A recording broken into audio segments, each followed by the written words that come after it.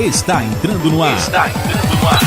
Pelas ondas da Rádio Universitária da UFRR 95,9. O programa Por Dentro da Ciência. Uma iniciativa do Departamento de Física da UFRR, com a participação de professores e alunos. Um programa que vai abordar as ciências naturais e humanas de forma pedagógica, contribuindo para uma educação científica no estado de Roraima. Programa Por Dentro da Ciência.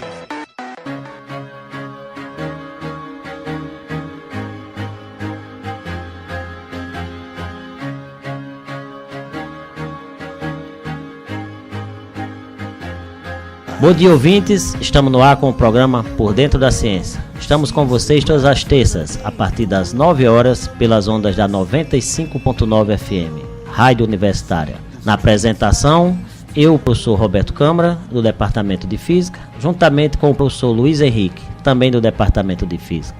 Bom dia, professor Luiz Henrique. Bom dia, meu caro. Bom dia, ouvintes. No estúdio, temos o apoio na técnica de som do operador Leonardo Paixão. Também é aluno do nosso Departamento de Física, ou seja, o Departamento de Física está em peso nesse programa. Na direção de programação temos nosso amigo Felipe Reis, diretor do Núcleo de Rádio e TV Universitária. Hoje vamos conversar com o professor Reginaldo Gomes de Oliveira, professor do Departamento de História da UFRR. Vamos tratar do tema de História Social. Bom dia, professor Reginaldo, seja bem-vindo ao programa.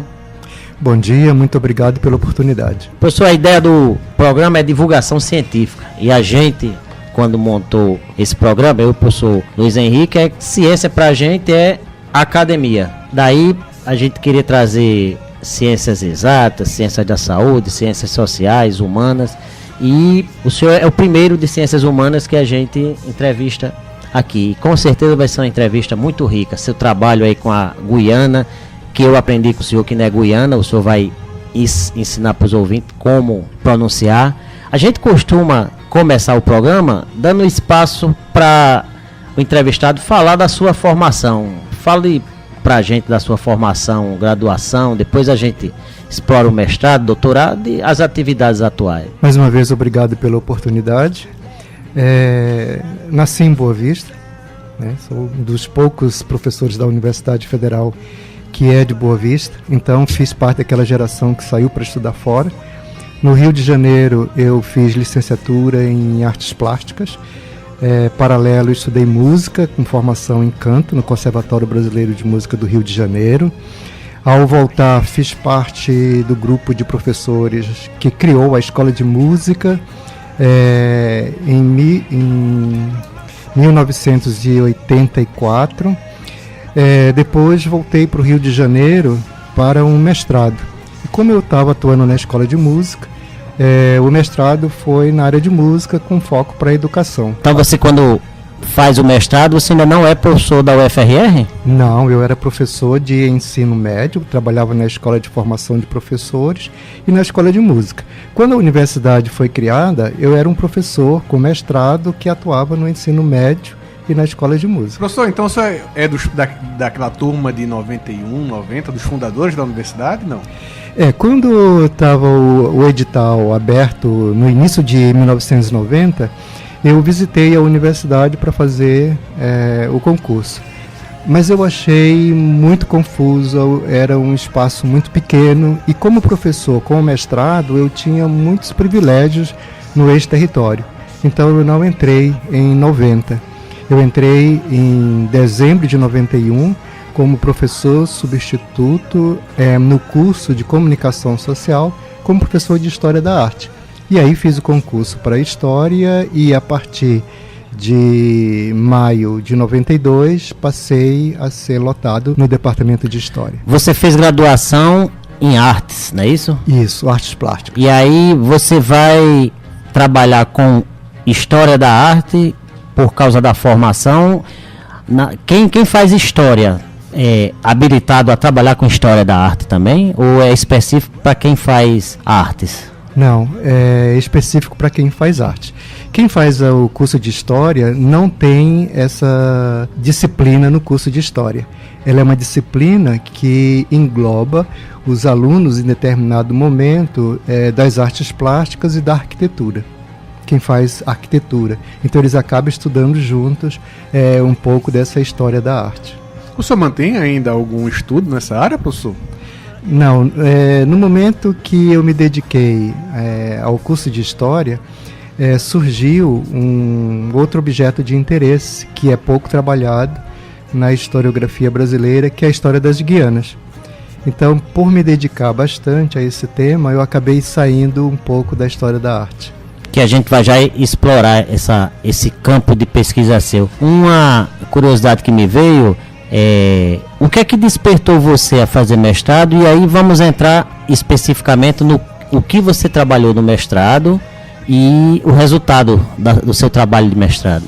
O interesse para fazer o mestrado na área de música voltado para a educação é porque eu atuava também na escola de música. Eu fiz parte do grupo que fundou a escola de música em 1984. Né? É aquela que funciona ali ao lado do Totozão? Isso, do Parque Anauá. Então ela iniciou num prédio pequeno, atrás onde hoje é a Assembleia Legislativa, que é um prédio da Prefeitura, e depois ela ganhou uma sede nova que funciona no Parque Anauá. Professor, eu e o professor Roberto somos de uma área completamente diferente, né, da sua, ainda mais do seu mestrado. Né? O que vocês estudam? Qual foi especificamente o seu objeto do mestrado? O que você procura numa tese de mestrado na área de música? A dissertação do mestrado, ela analisou um pouco a trajetória histórica desses primeiros professores de música ou primeiros maestros que também desenvolveram atividades musicais em Roraima, desde o início do território até a atualidade. A atualidade que eu falo então era o ano 2000. Foco mais histórico da música? Isso, eu desenvolvi um foco mais histórico da música, porque trabalhar partitura, repertórios, nós não tínhamos. Sempre esses primeiros professores trabalharam com uma repetição de abordagem musical, ou seja, eles tocavam instrumentos, os alunos repetiam aquilo, observando esses professores, ou observando os maestros. Então eu fiz uma análise histórica, porque não dava para fazer uma análise de partitura, de repertório da época. Reginaldo, você tem uma predominância grande aqui no estado de grupos indígenas que tem a sua história musical. Aí você traz para trabalhar, para ensinar música aqui, músicos com formação não indígena. Você, nesse seu trabalho de mestrado, você conseguiu resgatar ou concluir alguma influência da cultura indígena nos músicos que vêm ensinar na escola de música, ou eles continuaram repetindo o que eles aprenderam, não se deixaram influenciar pela cultura indígena?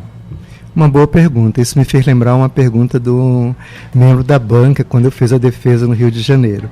O meu trabalho, ele não trata por que se não toca música indígena nesse repertório da escola de música. A escola de música, ela trouxe as mesmas estruturas dos conservatórios de música. Então trabalha com o repertório da música clássica, que não traz esse olhar histórico. Lembre-se que eu fiz esse mestrado ainda na década de 80, antes da Constituição. Então a visibilidade para as questões indígenas só é dado pós 1988 com a Constituição. Antes não. Antes a gente não tinha, mas a criatividade dessa área de artes é que ela pede espaço, ela não se importa com o que está escrito numa Constituição. Então eu esperava que houvesse uma influência, quer dizer, o cara teve toda aquela formação clássica de violão, por exemplo, e aí chega aqui, conhece novos ritmos. Nessa época você não tinha muito acesso a gravações, de repente se deixa influenciar. E isso você não constatou, não procurou isso no seu trabalho? Não, era um trabalho muito maior. Eu estava num trabalho de mestrado, e aí o objetivo era analisar mais os professores de formação musical, porque aí eu tinha que fazer um diálogo com a produção musical, os festivais de música que já aconteciam, né, em Boa Vista, com uma produção não formal, de músicos de uma tradição não formal, que não tinham passado pela escola de música. era um trabalho muito maior e eu não teria fôlego para fazer naquele momento esse tipo de trabalho. O seu trabalho consistiu de entrevistas ou foi um garimpo, digamos assim, histórico? Isso foi em bibliotecas? Como é que foi o seu trabalho? Isso, foi um diálogo das duas coisas, com biblioteca, né, um garimpo nos fragmentos de documentos e muita entrevista. Bastante entrevista ainda com professores de música que ainda estavam vivos e também os mais jovens que estavam atuando na escola de música. E qual foi a conclusão que o senhor chegou na sua dissertação, professor? É que o ensino de música em Boa Vista, nessa linha formal, ela repetia e tinha um bom aprendizado como se eu estivesse num conservatório de música em Belém, ou Manaus, ou São Paulo. Os alunos aprendiam a ler as partituras e a executar os instrumentos, seja no piano, no violão, no violino. Muito semelhante aos alunos de conservatório de Belém. Não deixava nada a desejar? Não deixava nada a desejar. Você consegue lembrar quem foi o primeiro professor de música da nossa escola de música? Quando eu falo professor de música, aí eu estou me referindo a qualquer instrumento, né? Da Escola de Música do Estado? Sim, do Estado. Que é 1983. Então, naquele momento, os professores com formação na área, eu era o único roraimense com formação na área, tinha uma professora do Rio, Cíntia Marques, um professor que era do Exército, que era um maestro, Francisco, não lembro o sobrenome dele. Quando você fala formação na área, Reginaldo, que passaram pelo Conservatório de Música. Precisava ter uma graduação em música, Isso. É obrigatório?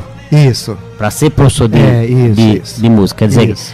mesmo que eu tenha aprendido a ler partitura, a tocar muito bem violão, eu não sou habilitado a dar aula de música numa escola de música? A lei não permite, é assim? Não, naquele momento, o projeto elaborado pela Secretaria de Educação, ela priorizava professores com formação que tivesse o diploma de músico, mesmo que não fosse de licenciatura, como era o caso do militar, era bacharel em música, né? Mas tinha habilidade para lidar com sala de aula. Então, isso não importa se era o título de bacharel ou título de licenciatura em música, mas tinha que ter formação. Tinha que ter curso superior. Isso. É isso. Tinha que ter curso superior. Reginaldo, você terminou música, mas não se especializou em nenhum instrumento. Foi só teoria? Como foi sua formação? Foi canto.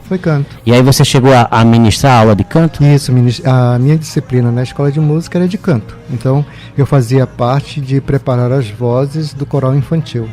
Uma curiosidade que eu tenho, eu já fiz teoria e solfejo. Eu estudei violino 5 anos, quando pré-adolescente e adolescente, e eu fiz teoria e solfejo. A impressão que a gente tinha, e aí está aqui um especialista que pode dizer, é que essa teoria e solfejo, o solfejo para o homem, o menino, nessa idade ele tem muita dificuldade nos tons, porque é a idade que ele está trocando o tom da voz. Procede isso? Procede, realmente é muito difícil, porque o solfejo ele tem essa técnica que as cordas vocais elas vão atingindo as notas mais agudas, as notas médias e as notas graves. Como é uma fase que esse aluno menino está trocando a voz, então em alguns momentos a voz falha ou desafina. E se ele está num coro, isso vai atrapalhar o grupo. Então o professor de canto ou o professor regente que tem esses alunos adolescentes meninos tem que ter esse cuidado de fazer os solfejos dentro da tessitura que ele possa desenvolver sem atrapalhar esses desafios. Explica para o ouvinte o que é tessitura.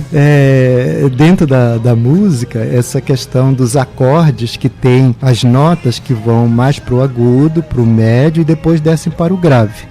Né? Então é um trecho melódico que vai para o mais agudo e depois para o mais grave. Professor, e como foi seu caminho para o doutorado? Já na universidade, como professor de História da Arte, eu comecei a trabalhar também com temas da história do Brasil, história da América, história da Europa contemporânea. E então eu comecei a estudar um pouco mais. Você trabalha com esses temas porque é obrigado, entre aspas, né? Porque sente a necessidade de aprender para ministrar as disciplinas, ou você mesmo procura trabalhar com isso? Eu estou falando dos anos 90, né? Então, nos anos 90, quando a universidade começa, e como eu entrei em dezembro de 91, o professor trabalhava todas as disciplinas, não tinha especialidade. De acordo com a oferta da disciplina, nós tínhamos aula pela manhã, à tarde e à noite, porque eram muitas turmas, não havia uma definição se o curso era matutino ou vespertino ou noturno. Eram disciplinas pela manhã, tarde e noite.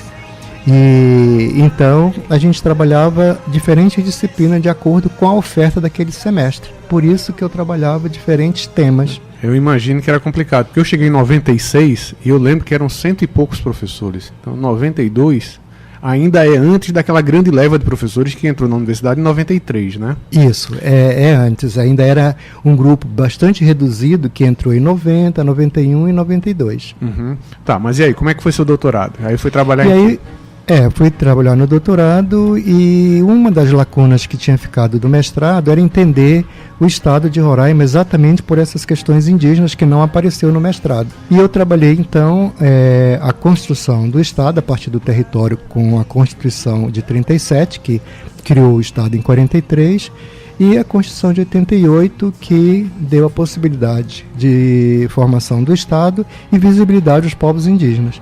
Então foi nesse contexto histórico que eu trabalhei. Essa Constituição de 37, ela em algum momento cita os povos indígenas, é a Constituição do território, né?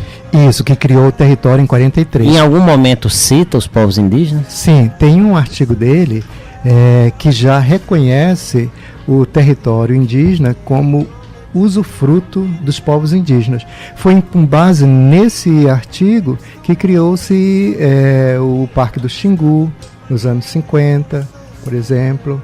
Então, esse artigo ele é ampliado com a Constituição de 88. Seu doutorado foi por onde, professor?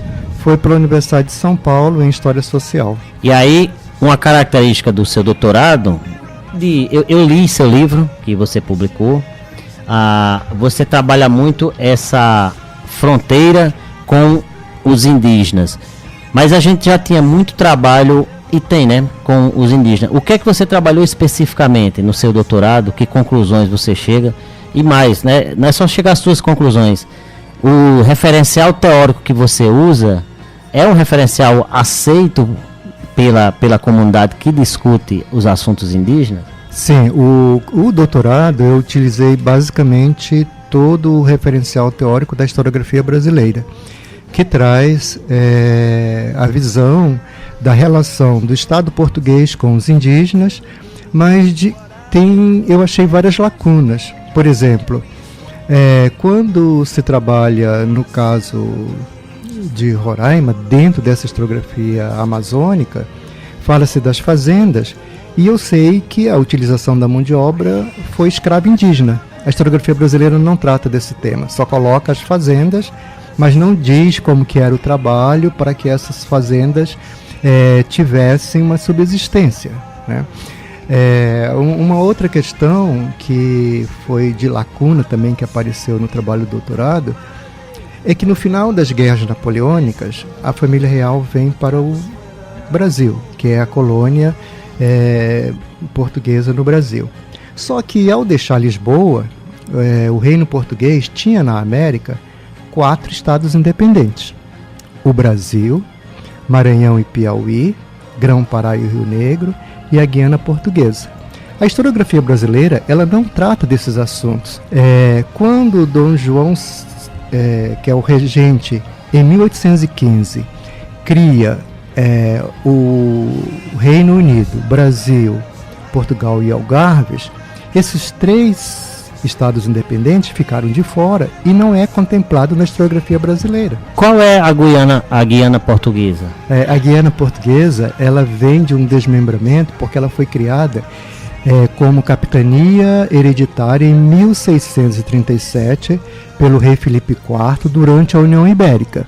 Ele queria barrar a presença holandesa e francesa na Amazônia, porque ele estava envolvido em guerras contra essas potências, que era a Guerra dos 30 Anos, que é uma guerra entre católicos e protestantes na Europa, e também a Guerra de Independência dos Países Baixos contra a Espanha, que também está nesse período. E ele pede apoio dos portugueses, que já vinham da União Ibérica, para defender a Amazônia. Então ele cria a capitania do Cabo Norte, que é onde é o Amapá hoje, que é a margem esquerda do delta do Amazonas, porque a margem direita está protegida com o Grão-Pará, que é Belém, mas a margem esquerda não. E a historiografia brasileira, ela tem pouca reflexão sobre a margem esquerda do rio Amazonas e seu delta esquerdo. A grande discussão historiográfica é pela margem direita. Desculpa, Reginaldo, localiza geograficamente hoje quais estados estão nessa região?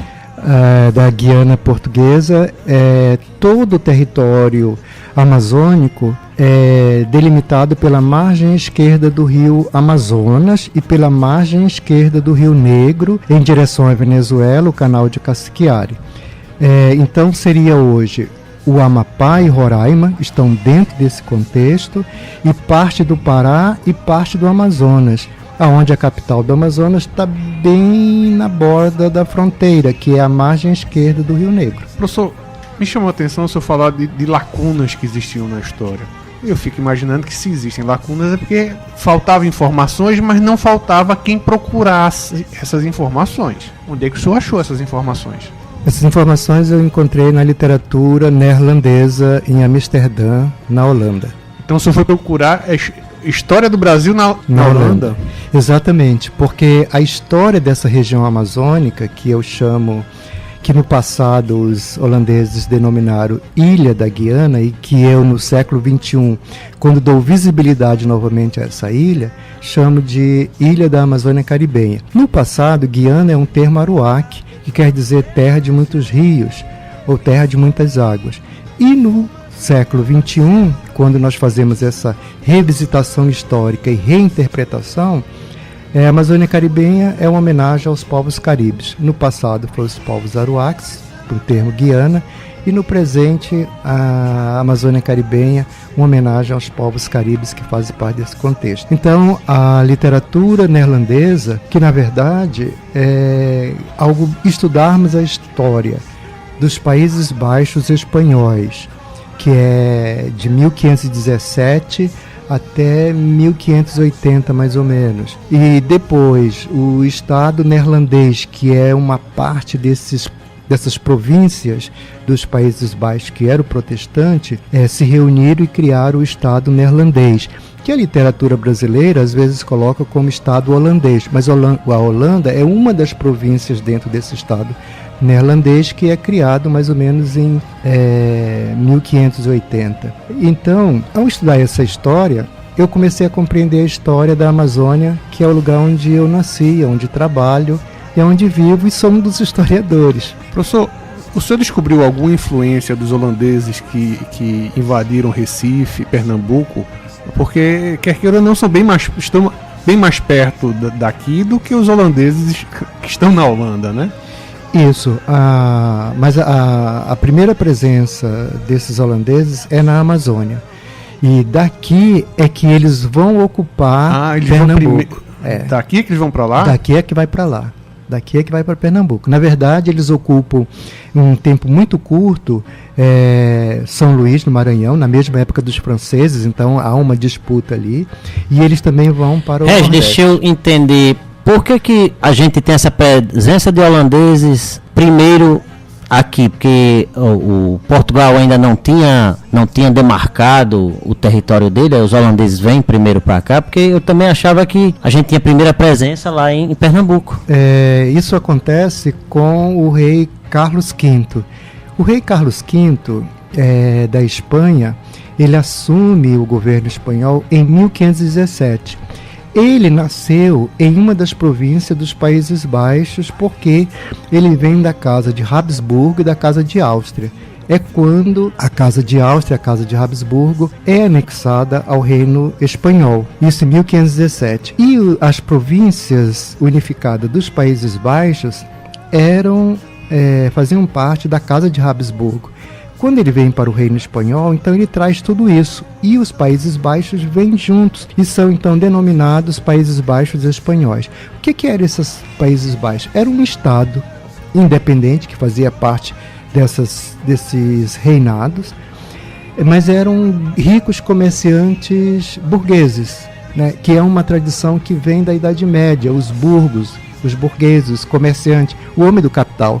Então eles vão apoiar o Carlos V nessa empreitada do Reino Espanhol. E eles têm autorização para navegar no Atlântico Norte e comercializar, porque eles eram unificados ao Reino Espanhol, como os portugueses foram unificados ao Reino Espanhol e tiveram autorização para entrar na Amazônia, se fixar em Belém em 1616.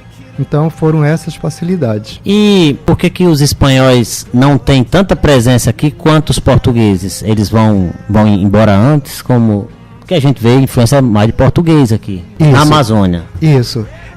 Deixa eu complementar a pergunta, professor, porque o pouco que eu lembro de história que eu estudei no 2º grau, eu lembro que os limites lá do Tratado de Tordesilhas não chegava nem perto daqui, né? Quer dizer, a gente aqui estaria em território totalmente espanhol, né? Como é que os portugueses, de certa forma, vieram parar aqui? Isso.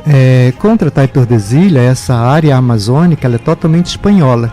Só que com a presença dos Países Baixos espanhóis, vai ter um evento aí que é em 1580, quando o rei Filipe II anexa Portugal ao reino espanhol. Ele é um rei muito dedicado à Igreja Católica e não vai aceitar súdito da Igreja Reformada, que são os protestantes. Então ele coloca uma inquisição contra os Países Baixos e começa a Guerra de Independência. Essa guerra ela é concluída em 1648. Portugal já tinha restaurado o seu reino e está em guerra contra a Espanha, que era o seu aliado até 1640. E o rei espanhol assina um tratado com os Países Baixos e reconhece a posse deles de toda a área amazônica que eles comercializavam, que era da margem esquerda do rio Amazonas, a margem direita do rio Orinoco, que é no alto, na Venezuela, nessa região do estado Bolívar, hoje o sul da Venezuela. Então toda essa região, e para o interior, era o Rio Negro, a margem esquerda do Rio Negro. Então isso ficou para os Países Baixos. A historiografia ela não trabalha essa quebra do Tratado de Tordesilhas, que acontece em 1648. Então, de Belém, que é a margem direita do Amazonas e a margem direita do Rio Negro, era o Grão-Pará e Rio Negro, que era dos portugueses. A margem esquerda dos holandeses e depois a margem esquerda do Rio Orinoco era espanhol. Eu fico imaginando aqui como é que nessa época os caras faziam essa divisão, né? Hoje a gente abre o Google e vê tudo isso. Regi, deixa eu voltar um pouco a explorar mais teu trabalho de doutorado. A gente, como o professor Luiz Henrique falou, a fonte de dados da gente na física é um cálculo, é uma medida que eu faço em laboratório, é naturalmente artigos científicos, e hoje as fontes são livros, são revistas científicas. Não se tinha isso lá em 1500, 1600, há muito tempo atrás. O que é que você chama de fonte? É documento, é relato, é carta que escreveram? O que é? Que tipo de fonte você vai buscar lá de 1500, 1400, 1600? Livros não são, né? Não, na verdade são reinterpretações que nós conseguimos de publicações do século XVIII que revisitaram esses relatórios produzidos pelos cronistas viajantes do século XVI. Então, no século XVI, nós vamos ter explorações espanholas nessa região, como Ordaz, Orellana, que trazem informações para que o reino espanhol tome conhecimento da terra que ele está conquistando e ocupando. Então, são esses relatos que dão, no século XVIII, subsídios para aquela documentação diplomática para se pensar nas fronteiras. Só que isso não perdura muito. E aí nós vamos ter um outro momento, que é o Tratado de Madrid, que é de 1750, onde essa temática das fronteiras na Amazônia vão ressurgir. E aí nós temos novas pesquisas científicas do final do século XVIII e até o começo do século XIX, que vão em busca de entender, por exemplo, na Amazônia, essas ramificações de diferentes rios que têm conexão com a bacia do Amazonas, com a bacia do Orinoco, bacia do Essequibo, enfim, bacia do Rio Branco. Professor, o senhor teve acesso a algum original, algum documento original? Eu pergunto porque eu estive recentemente em Portugal e eu fui na Universidade de Coimbra, e a biblioteca de lá ainda hoje permite o empréstimo de livros de 400, 500 anos. O senhor teve acesso a originais? Sim, no arquivo. Complementar aí, como é a burocracia para ter acesso a isso? Ainda mais o senhor sendo um estrangeiro, porque o senhor, pelo que eu entendi, o senhor foi para a Holanda. Isso, na Holanda. Mas na Holanda nós tivemos um aliado do nosso grupo de pesquisa, que foi o professor Ludovic Husman, que faleceu em dezembro do ano passado.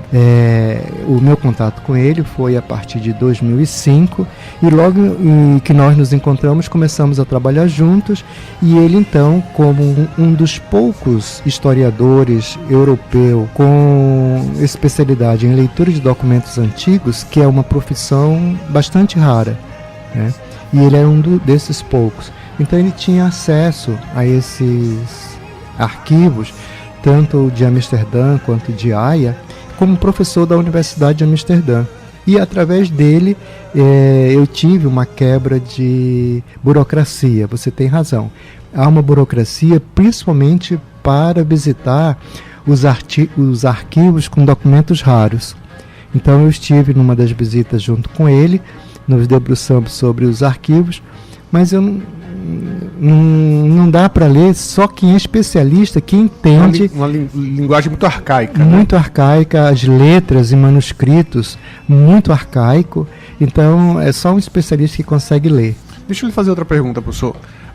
Eu sou de Recife, sou pernambucano, então lá a gente sempre ouve falar da história dos holandeses, não sei o quê. Então até uma brincadeira diz que o Pernambuco seria muito melhor se tivesse continuado na mão dos holandeses.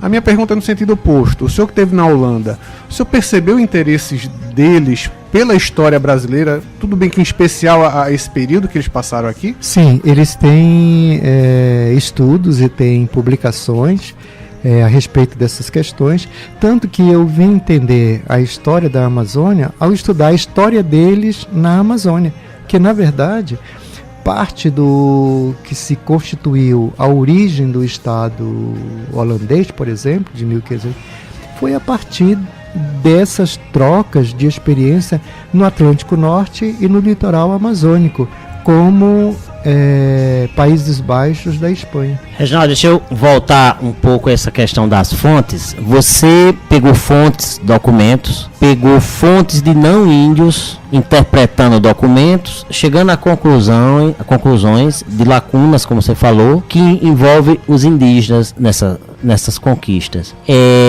Já existe ou tem prática de a gente pegar fontes de indígenas interpretando esses mesmos documentos? E se você usou isso, porque tem até uma brincadeira que a gente faz, a história é escrita por quem vence. E socialmente quem venceu foram os não indígenas, né? Como é que se dá a pesquisa dessas fontes dos não indígenas? Eu até estou lendo, eu comentei isso na entrevista que a gente fez com o professor Maurício Zoen, que eu estou lendo um livro que trata da conquista romana pelo ponto de vista, pela ótica dos bárbaros, né? Então, só para enriquecer a conversa. Como é então, professor? Bom, aí você tem razão. As fontes, elas trabalham muito o olhar do conquistador, do dominador, do criador, do que ocupa o espaço e vai construindo essa história de dominação. E aí eu me valo de um autor que eu trabalhei no doutorado, que é um francês, Jean de Lacouture, que ele chama atenção para esse historiador, ao se deparar com esses fragmentos, essas lacunas que aparecem, fazer o uso dos arquivos vivos que estão próximos da temática que ele está discutindo. Então, quem são esses arquivos vivos ou as bibliotecas vivas? São esses povos indígenas que estão presentes no nosso contexto, os mais velhos que dominam esse contexto. Então, eu fiz muitas viagens pelas áreas indígenas, buscando e discutindo com eles o que eu trazia de informação na literatura e nos documentos e o que eles complementariam ou discordariam daqueles determinados eventos que eu trazia de acordo com a literatura.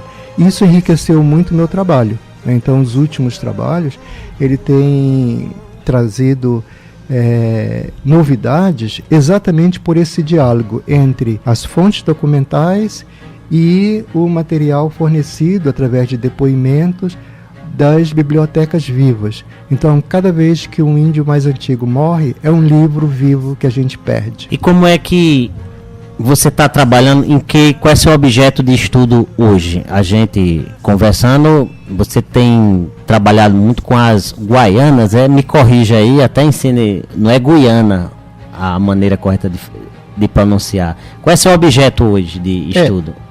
Na verdade, o termo Guiana é um termo aruac que aparece já no século XVI, emprestado dos aruacs, que é esse que se diz região de grandes, com muitos rios, muitas águas. Quando vai acontecer a independência das Guianas, a Guiana portuguesa e a Guiana espanhola, elas ganham independência no século XIX. No século XX, a historiografia trabalha com 3 praticamente, por isso que as pessoas trazem na memória 3, que é a inglesa, a holandesa e a francesa. No século XX, nós vamos ter a independência da Guiana holandesa em 1975 e da Guiana inglesa em 1966. Quando a Guiana inglesa ganha independência, ela tira então o termo Brits e fica só Guiana com I. Só que após a Revolução do Rupununi, que é mais ou menos no final de 1968, início de 69, e o governo guianense da época, que é o Burnham, ele reestrutura o país e ele tem já uma aproximação com a União Soviética, com a literatura marxista, e aí ele então renomina o país para República Cooperativa de Gaiana. Tira o I e acrescenta o Y, Gaiana. Esse termo Gaiana, ele não é traduzido para o português, é um termo anglo-germânico que já aparecia também em alguns documentos do século XVI por conta dos holandeses, escrito com Y. Então o termo não é traduzido, mas ele é aportuguesado para Guiana. Então popularizou-se e é correto falar Guiana, mas na hora que escreve é com Y, não com I, né? Ou então simplesmente Gaiana, que é o termo em inglês. Os nossos vizinhos guianenses pronunciam Gaiana? Isso, Gaiana. E aí, o que é que você trabalha hoje? Ainda é decorrência, lacunas que ficaram no seu doutorado? Qual é seu objeto hoje de estudo?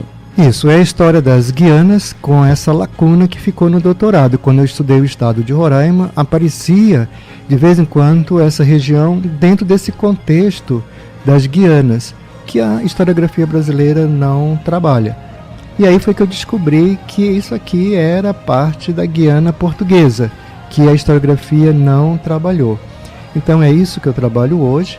Claro que é um trabalho muito árduo, com essa documentação que veio da Holanda, mas também eu discuto, além com essa diversidade de população indígena que nós temos na região.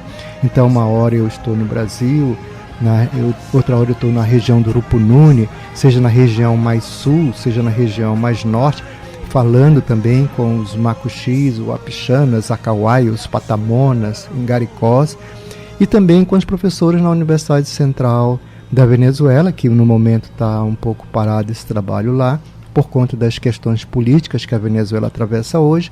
Mas eu também discuto com os professores da Universidade de Gaiana, em Georgetown, e com os professores do Suriname, em Paramaribo, mas também com os nossos brasileiros da Universidade do Amazonas, do Pará, do Amapá, que trabalham essa temática também.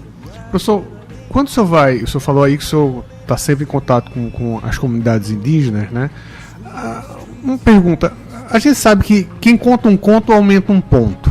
A história oral que o senhor vai buscar nas comunidades indígenas, até que ponto ela tem, digamos assim, uma validade? O senhor está estudando coisas que aconteceram há 500 anos atrás. Será que a história que chega hoje pra gente não já tem muito de fantasia, de conto, que foram alteradas naturalmente pelo tempo? As histórias realmente elas são alteradas de acordo com as gerações que vão analisando, né? Então são novos olhares, novas abordagens, novas metodologias, então elas vão sendo alteradas. Mas elas sempre conservam um ponto muito comum. Então, por exemplo, ao lidar com a literatura britânica e neerlandesa, algumas lacunas da viagem de Schomburgk, que foi aquele alemão a serviço dos britânicos em 1835 a 1839, que ele fez um vasto estudo da flora, da fauna, enfim, que passou pelo Forte São Joaquim, e é ele que amplia a cartografia do século XIX quando ele confirma o que Humboldt queria confirmar em 1804 e que o governo português não autorizou. Ele estava no Orinoco e não autorizou a entrada dele para o canal de Cassiquiare e pelo Rio Negro, que era português. Mas o Schomburgk foi autorizado e fez essa viagem e confirma a ligação do Rio Negro com o Rio Orinoco pelo canal de Cassiquiare. E ficou algumas questões da região do Rupununi, desse relatório que ele fez com relação ao lago Amacu, que é o lago que supostamente seria o lago do Eldorado, que o Walter Wheeler anunciou em 1596 na publicação que ele fez, e que isso vem perdurando o imaginário dos historiadores e dos intelectuais da Amazônia, essa questão do Eldorado, onde ficaria esse lugar. E o Schomburgk, ele faz estudos sazonais, que é sobre as enchentes que o lavrado, a savana, tem na época das chuvas, e vira realmente, tem um lago menor que é ampliado, e ele acaba conectando com o rio Pirara, que vem para o Tacutu e o Rio Branco, e também com o rio Rupununi, que vai para o Essequibo. E só que na documentação e na cartografia isso não ficava muito claro. Então eu, com a minha equipe, eu sempre vou com uma equipe de professores, de pesquisadores do grupo, fizemos essa viagem. Então estávamos com a documentação em mãos, com os mapas da época em mão, e vamos conversando com os líderes indígenas e os tuxauas mais antigos, e eles vão confirmando ou dizendo que não foi bem assim. E aí a gente depois faz uma discussão, uma análise para tirar o que a gente acha de mais próximo do que nós estamos querendo escrever. Nessas viagens que você faz e esse relato dos mais antigos, tem muita coisa que precisou ser mudada, que estava escrito e não era bem assim? Por incrível que pareça, as memórias que os indígenas vão passando de geração em geração, é bem interessante. Às vezes eles ficam em dúvida com alguns dados, mas ao lermos os documentos e mostrarmos os mapas, aí eles então reconhecem que de repente não é bem aqui, mas está muito parecido e está mais ali na frente a situação, né? Como, por exemplo, eu me deparei uma vez com uma pintura de um macuxi que retratou uma guerra entre indígenas na região das serras. E quando eu vi o quadro, ele me pareceu exatamente um texto que eu havia lido, que era do começo do século XVII, de uma guerra entre os povos caribes nessa região do Essequibo em direção à região das serras. Tinha um navio holandês que estava atracado no litoral, aguardando o carregamento de redes. E esse carregamento de redes não poderia passar porque os índios caribes estavam brigando. Quem são os índios caribes desse contexto? Acauaios, Patamonas, Ingaricós, Macuxis. Só que a literatura não diz bem qual desses grupos que estavam, mas eram caribes. Então, o comandante do forte do Essequibo fala para um dos líderes Tuxaua que ele vai mandar um destacamento militar e acabar com aquela guerra para poder passar o carregamento de rede. Isso no texto. Isso no texto. E ele então, o líder diz que ele não se meta porque é uma guerra indígena. Depois eu comecei a conversar com o pintor, o artista, né, que fez o quadro, e eu disse assim, é incrível, eu quase não vejo imagens de guerra de índio contra índio. E isso aqui me fez lembrar uma história de mais ou menos mais de 300 anos atrás. Aí ele disse, a avó da minha avó contou para ela que há mais de 300 atrás teve essa guerra na região próximo das serras. Eu disse, então confirma o que eu li no texto. Professor, o senhor falou aí também que o senhor trabalha muito com pesquisadores guianenses e venezuelanos. E a gente sabe que tem um litígio entre os dois países. Esse litígio, de certa forma, influencia nos pontos de vista, na forma como eles contam a história? Não.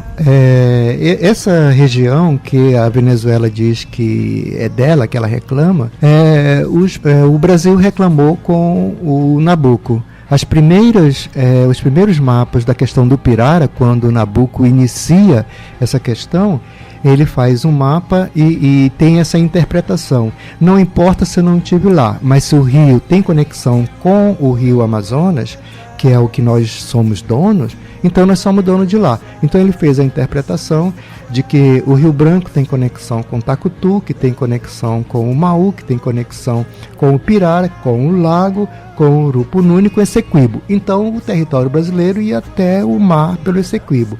Essas interpretações os espanhóis também têm, mas essa questão da fronteira ela foi definida no final do século XIX e começo do século XX. Né?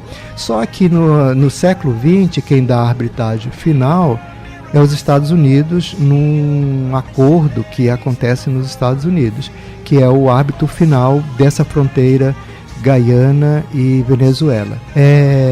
Quando Chávez assume e tem toda uma política contra os Estados Unidos, começa essa política de patriotismo e vem novamente uma discussão. Ele está, na verdade, desenterrando algo que já estava definido desde o final do século passado e que foi consolidado neste século, do século XX. Regis, muito rico esse papo. E eu te confesso que, como eu te falei no início, você foi o primeiro entrevistado da área de ciências humanas e fantástico o quanto a gente aprendeu de história, de fontes da historiografia, muito bom. Agradeço a tua participação e no futuro aí vamos fazer outro programa, falar só da Guiana, né? Eu que agradeço a oportunidade, né? E é sempre um prazer falar dessa temática, que é uma temática na qual nós vivemos e trabalhamos, e é interessante conhecer essas temáticas. Obrigado, professor. Hoje conversamos com o professor Reginaldo Gomes, do Departamento de História da UFRR, com o tema História Social, falando de Guiana,